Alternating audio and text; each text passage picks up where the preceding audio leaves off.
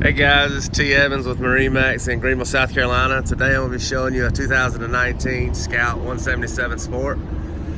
This is their bay boat in the 17-foot model. This was powered with a Yamaha 90 outboard, of course.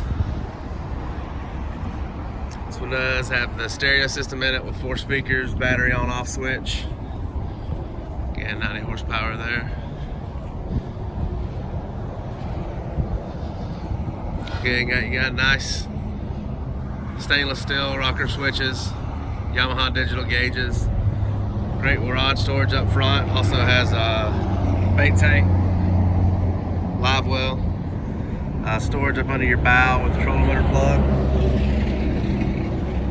Here, you got a cooler up under your leaning post type deal there. You got a cooler and tackle storage. Got 2 in-gunnel rod holders, both on the starboard and port side.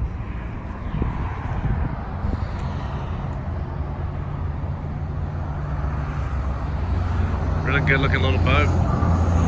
This hull is foam filled, so you don't have any issue of sinking. It's an unsinkable boat.